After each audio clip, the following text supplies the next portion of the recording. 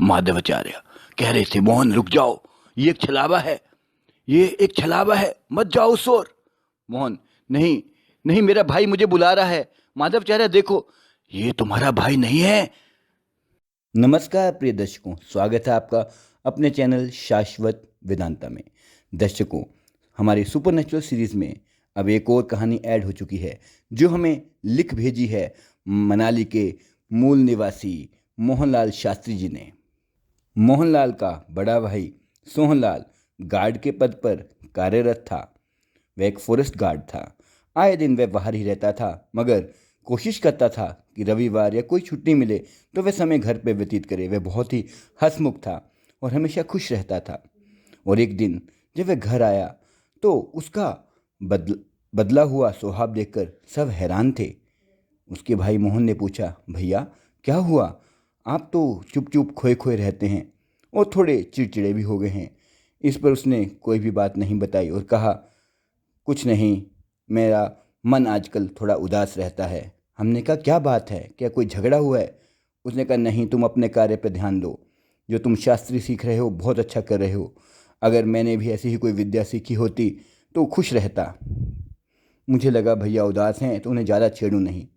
फिर अगले दिन वह अपने कार्य क्षेत्र की ओर चल पड़े। हर एतवार को वह तकरीबन आ जाया करते थे, लेकिन इस बार वह नहीं आए। माँ को बहुत घबराहट हो रही थी। मैंने कहा, माँ कोई बात नहीं, भैया को शायद इस बार काम ज़्यादा है तो इस वजह से नहीं आ पाए होंगे। आजकल वैसे भी लोग पेड़ों की कटाई कर रहे हैं जो कि गलत है। सरकार ने इस पर रोक लगाई है। हो सकता है वह कार्य में ज़्यादा व्यस्त हो गए हों। कोई बात नहीं, अगले एतवार को वह शायद पक्का आ जाएंगे और अगर नहीं आए तो मैं उनकी खबर लेने वहीं पहुंच जाऊंगा। आप चिंता ना करें। ये सब बातें हम कर ही रहे थे कि तभी एक टेलीफोन की आवाज़ से हमारा ध्यान टूटा। माँ ने दौड़कर फ़ोन उठाया और पता चला कि उनके सहकर्मी का फ़ोन था और उसने कहा कि भैया बहुत बीमार हैं, उन्हें कुल्लू अस्पताल में भर्ती करवाया गया है। जैसे ये खबर हम सबको मिली, हम फ़ौरन अस्पताल की ओर रवाना हो गए और कुछ देर में हम भैया के सामने थे। डॉक्टर से बातचीत से पता चला कि सारे टेस्ट नॉर्मल है। भैया को कोई भी बीमारी नहीं है, ना ही कोई चोट का निशान है, ना ही कोई गंभीर रोग। फिर शरीर कांटे जैसा हो गया था सूख कर। सभी हैरान थे। माँ का मन बहुत ही विचलित था, वह रो रही थी। मैंने कहा, माँ धीरज धरो। मैंने भैया से कहा, भैया आप बिल्कुल ना डरें, आप बहुत जल्द घर चले जाएंगे, चिंता बिल्कुल ना करें। मेरी बात का सुनना ही था कि भैया ने मेरे हाथों को कसकर पकड़ लिया और बहुत ही कातर स्वर में कहा, भाई भाई मुझे बचा लो, भाई मुझे बचा लो, मुझे बचा लो भाई, वह प्रेत आत्मा मुझे मार डालेगी। कल कल कल पूर्णमासी है और वह मुझे मार डालेगी। उसने कहा था पूर्णमासी की रात को तेरी मौत हो जाएगी, तेरी मौत हो जाएगी। ये कहते कहते भैया बेहोश हो गए। माँ ये सुनकर एकदम बाहर की ओर भागी और कुछ देर में वापस आकर बोली कि माधव आचार्य का नंबर नहीं लग रहा, जल्दी से उनके गांव जा, अब वही हमारी सहायता कर सकते हैं। मैंने कहा, माँ आप चिंता ना करो, मैं अभी निकलता हूँ। मैं फ़ौरन अपनी बाइक पर रवाना हो गया माधव आचार्य के गांव की ओर। रास्ते में काफ़ी सारी पगडंडियाँ थी। जैसे ही मैंने व्यास नदी का पुल क्रॉस किया तो मुझे मंद मंद किसी के हंसने का स्वर सुनाई दिया।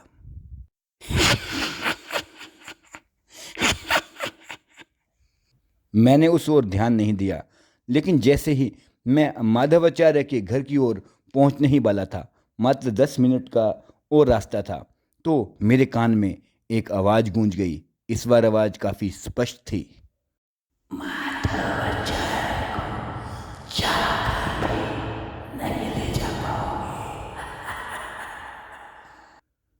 मैं घबरा गया और चारों ओर देखने लगा, लेकिन गहरे सन्नाटे के सिवा कुछ ना था।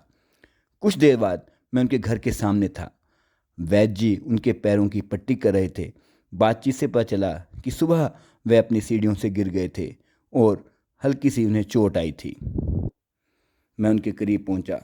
घबराहट से मेरे चेहरे पर पसीना आया हुआ था और चिंता की रेखा साफ उभर रही थी। मेरे आंसू अब मेरे चेहरे पर आ गए थे। माधवाचार्य ने कहा, क्या हुआ? तुम इतने चिंतित क्यों हो?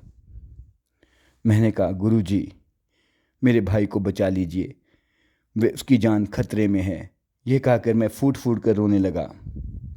माधवाचार्य ने मुझे ढाढ़स बंधाते हुए कहा, चिंता की कोई बात नहीं, सब ठीक हो जाएगा, बताओ तो सही हुआ क्या है। मैंने फिर उन्हें पूर्ण विवरण दिया कि भाई बहुत दिनों से परेशान था। जैसे वह हर एतवार को आ जाया करता था, इस बार वह नहीं आया। जब भी आता था तब भी वह खोया खोया सा रहने लगा था। मैंने पूछा भी पर वह कुछ नहीं बताता था, बहुत चिड़चिड़ा भी हो गया था। मुझे लगा शायद काम का कोई बोझ ज़्यादा है, इस कारण वह हमसे बात नहीं कर रहा। फिर एक दिन खबर आई कि वह बहुत बीमार है और आज हम उसे देखने अस्पताल पहुँचे। फिर मैंने डॉक्टर के साथ हुई बातचीत और क्या भैया ने मुझसे कहा है, मैंने सब बताया। इस पर माधवाचार्य कुछ सोचने लगे। कुछ देर मौन रहने के बाद उन्होंने कहा, आओ मेरे साथ। वह मुझे लेकर कुल देवी के मंदिर में प्रविष्ट हो गए और वहाँ पर ध्यान की मुद्रा में बैठ गए। कम से कम 15 या 20 मिनट के ध्यान के बाद उन्होंने एक पीला धागा मुझे दिया जो देवी की प्रतिमा के पास ही रखा हुआ था और कहा, फौरन जाकर इसे अपने भाई की कलाई में बांध दो और मैं कल शाम को अपने कुछ शिष्यों के साथ आवश्यक सामग्री लेकर तुम्हारे घर आऊँगा और दुर्गा शक्ति कवच भी मैं तुम्हारे भाई को प्रदान करूँगा। परंतु ध्यान रखना, ये धागा उसके शरीर से किसी भी हालत में अलग नहीं होना चाहिए। आचार्य जी का आदेश मानकर मैं फौरन ही अस्पताल की ओर रवाना हो गया। रास्ते में जाते जाते मुझे ऐसा लगा कि कोई मेरी बाइक के पीछे बैठा है, पर यह मेरा वहम था, मुझे ऐसा प्रतीत हुआ।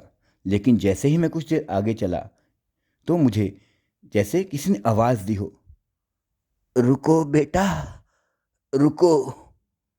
मैंने देखा एक बूढ़ा व्यक्ति मुझसे कुछ कह रहा था। मैंने कहा, क्या बात है बाबा, कहाँ जाना है आपको? उस व्यक्ति ने कहा, बेटा मुझसे चलना नहीं जाता, क्या तुम मुझे शहर तक छोड़ दोगे?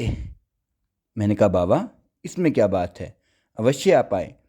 पर मैं हैरान था, उस बूढ़े व्यक्ति से एक अलग सी दुर्गंध आ रही थी, परंतु मैं इतना परेशान था कि मैंने इस ओर इतना ज़्यादा ध्यान नहीं दिया और उन्हें अपने साथ बिठा लिया। अभी उन्हें बैठे बैठे 3-4 मिनट ही हुए होंगे तो एक आवाज़ मेरे कान में गूंज गई, भाई को नहीं बचा पाओगे। फिर वो अचानक शून्य में विलीन हो गया।